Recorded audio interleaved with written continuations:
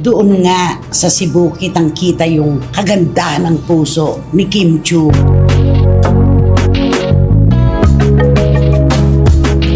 Hindi po niya talaga natiis yung dikta ng kanyang puso. Tinulungan niya ang mga Cebuano kung saan siya nagmula.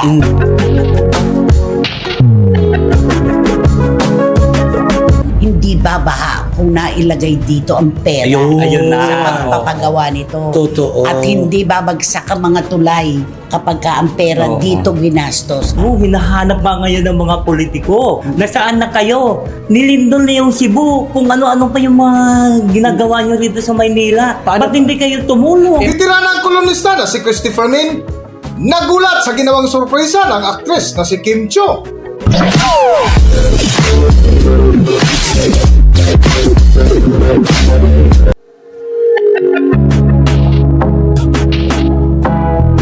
Welcome back to Philippine Celebrity Broadcast. Higit isang linggo na nga ang lumipas matapos yung manig ang 6.9 magnitude na lindol sa lalawigan ng Cebu ay hindi pa rin mawala-wala sa kwentuhan ng ating mga kababayan ang nasabing dilubyo. Ngunit ang nakakatuwa ay to the rescue agad ang aktres na si Kim Chiu na kung saan lumipad agad pauwi ng Cebu para maghatid ng tulong sa mga nasalanta ng lindol sa nasabing lalawigan. Sa vlog nga ng bitiranang kolumnista na si Christopher Min ay isa ito sa kanilang mainit na paksa kamakailan na kung saan hinangaan nila ang aktres na si Kim Chiu hindi lang sa harap ng kamera kundi pati na rin sa tunay na buhay. Alam niyo po mga kachika, sa kabila ng pagsasaya namin at pagpapasaya sa inyo sa loob ng kahit sandaling panahon lang, ang puso po namin ay wasak at hating-hati dahil sa nagaganap na kalamidad sa ating bayan. Siyempre, lalong-lalo na po nitong huli na nagkaroon ng 6.9 na lindol. Grabe po talaga sa kabisayaan, kaya humihingi po kami ng panalangin para sa mga kababayan natin. At doon nga sa Cebu kitang-kita yung kagandahan ng puso ni Kim Chiu. Doon naman ang hanga ang ginawang aksyon ni Kim Chiu. Talagang hanga.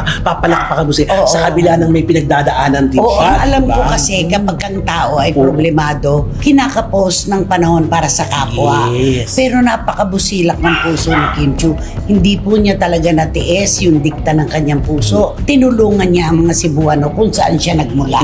Oo. Diba? At saka wala tayong may narinig na panawagan. Wala. Bigla-bigla na lang sa dumating doon. At sa hindi siya Cebu. nag-post. Hindi. Ang mga kababayan niya ang naglabas ng mga pictures kung paanong truck naman na ano ang binili niya. Dalawang gamit.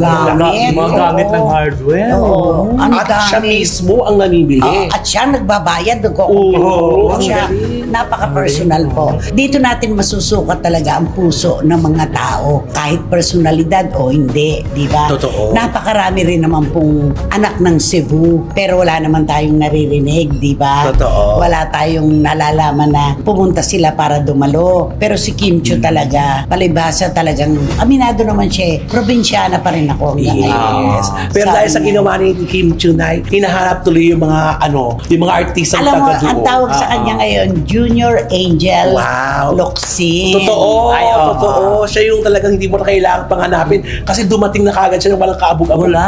Oo, ganyan na ganyan po mga kachika si Angel Locsin. Nalalaman na lang natin na tumutulong siya.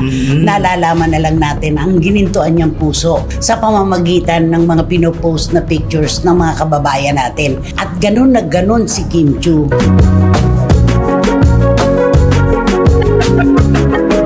Sa patuloy nga ng paksa ni Nana ni Christopher Min ay binalikan nila ng bagya ang pinagdaanang problema ng dalaga. Ngunit sa halip na panghinaan ng loob, gumawa pa rin ito ng paraan para matulungan ang kanyang mga kababayan sa Cebu.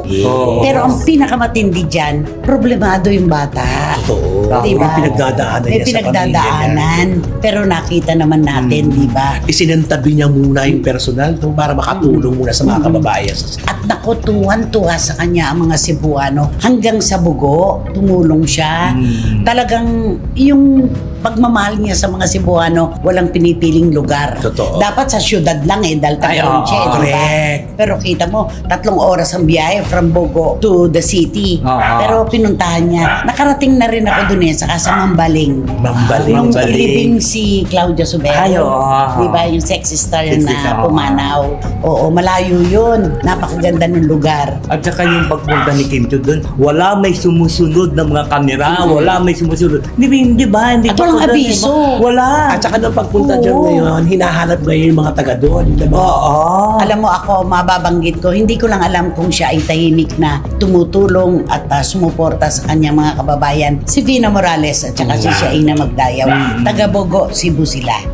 Taga ron sila. Kaya hinahanap din sila ng mga kababayan natin. Oo, diba? kung saan na sila. Si Manilin. Ay, taga Cebu din yun. Taga Cebu oo. rin, diba? Kasi dapat, si Dulce. pero ang pagkaalam ko, Tita Christy, mayroon nata yung ng isang fundraising na gagawin nata yung mga taga Cebu na nandito based sa Kahit si Manila. Tita Annabel.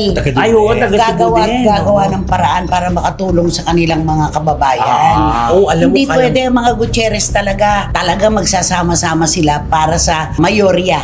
Di ba? At saka sa dami-daming talent ng Cebu, Oo. naku, makakagawa talaga sila ng Mayaman na talaga. mayaman. Oo. Ang Cebu City, yan yung lalawigan na ito sa mga personalidad, artista, Oo. singer, dancer na sumikat po talaga.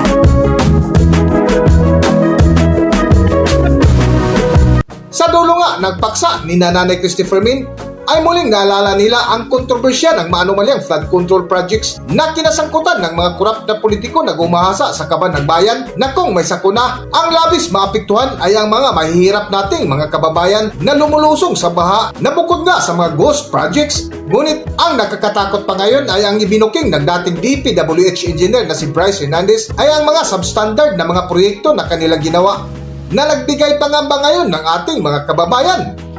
Para sa buong kwento, narito ating panoorin ang video. Pwersado po na maging substandard ang proyekto or maging ghost na lang. Nakakasigurado po ako na lahat po ng proyekto sa Bulacan First substandard po. Lahat ng proyekto, particular na ang flood control, tama po ba?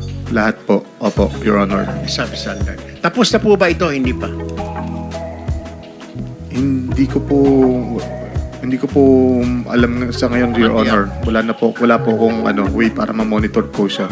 Alright, thank you very much. Mr. Chairman, Go ahead. yes, follow up with the indulgence of Senator. Sure, go ahead.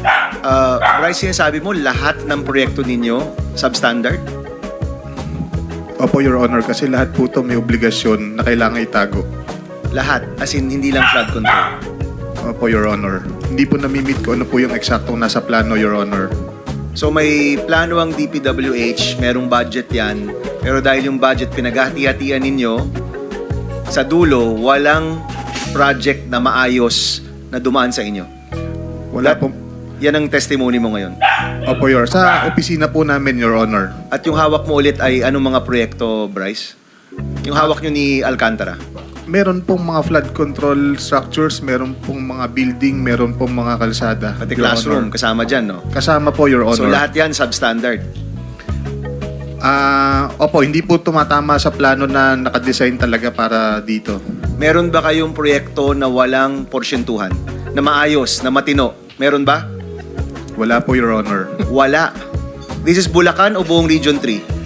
Hindi ko po masabi yung sa ibang lugar, Your Honor. Ang sinasabi ko po yung sa nasasakupan po namin, wala po talaga, Your Honor. Is it okay, Senator Tulfo? We're suspending the rules on the 5 minutes because kakaunti lang naman tayo rito. So, please proceed. Secretary With the Bunoan, provision, of course. meron ko ba yung komento dito? Secretary Bunoan. Ito, anong years ito, Bryce? Anong years itong pinag-uusapan natin? Anong mga proyekto? Mula po nung dumating si Boss Henry, Which is 2019 po, 2019 to 2025. up to present po. 6 na taon, walang maayos na proyekto dyan. Wala pong tumama kung ano po yung nakaspecify sa plano. Hindi po na-meet lahat yun. At lahat yan may porsyentuhan. Lahat po, Your Honor. Pero alam mo, nakakalungkot lang pagkatapos ng sunod-sunod na bagyo, meron pang lindol. Para bang sabi nga nila, galit na talaga ang kalikasan. Totoo. At saka, Nagpaparamdam. nakakatakot na doon. Nakakaranas na tayo sa probinsya. Makapapunta na rito sa Maynila. Ang Oo, yun na At nga. syempre, isa lang ang laging nasa utak ng ating mga kababayan, hindi babaha pong nailagay dito ang pera. Ayun na. Sa pagpapagawa nito. Totoo. At hindi babagsak ang mga tulay kapag ka ang pera dito ginastos. Doon po talaga hindi natin maialis yun. Hindi natin maialis, lalo na kasagsagan po ngayon ng problema dyan sa DPWH, anomalya na yan. Kaya sila ang nasisisi. Totoo. At saka hinahanap pa ngayon ng mga politiko. Nasaan na kayo? Nilindol na yung Cebu. Kung ano-ano pa yung mga ginagawa nyo rito sa Maynila. Ba't hindi kayo tumulong? Paano pa kayo sila maglalabas ng pera? Kasi baka pag Naubos na. Naubos na. Diba? At Sabi saka, nga, Kim Chiu na una ka pang kumilos kaysa sa mga politiko. Totoo. Ganon. At saka alam mo yung mga politiko, ako nakikita ko yan ha. Pag sila'y tumulong, naku, may tumatakbo yan ng mga may nagkakamera na ganyan. Na, ikaw naranasan mo rin yan. Nakaabiso yun. Oo. Alas 3 darating ako dyan. Oo. Ganon. Tapos yung mga cameramen, nakasunod yan. Tapos syempre, kakargahin pa yung bata. Bata, yun. Yan ay kapag lalo na malapit ang eleksyon. Ayun. Di ba? Oo, wala Diyan na. yan, lulutang talaga yung mga ganyan. Pero sa ganito, naku, maawa po kayo sa inyong mga kababayan. Iniluklok kayo sa posisyon nyo ngayon, ibalik po ninyo yung tiwalang ibinigay sa inyo. Totoo. Yun lang naman doon. Correct. At saka si Kim Chiu talaga, wala akong nakikitang masamang anuman kay Kim Chiu talaga. Di ba? Mabait talaga itong Ang bata. gandang Sobra. magdala ng problema, masarap magmahal ng pamilya, ng kanyang mga kababayan. Saan ka pa? Kaya Diba? blessed. Napaka-blessed. Grabe. At saka hindi din pati si Paulo Avelino, di ba? Tumulong. Oo. din sa Kasi kanya. doon naman din ang Nandun. kanilang trabaho. Oo, nandun sila. Pero kay Kim Chiu Puso pa rin yung nagdikta na kailangan niyang kumilos para sa kanyang mga kababayan. At dahil po dyan, saludo kay Kim Chiu. Palakpakan Yan, natin. Di ba palakpakan naman? natin. Hanggang dito na lang muna ang ating video at kung nagustuhan nyo, huwag kalimutan mag-subscribe at pindutin nyo na rin ang notification bell para ma-notify kayo sa ating susunod na video. Maraming salamat!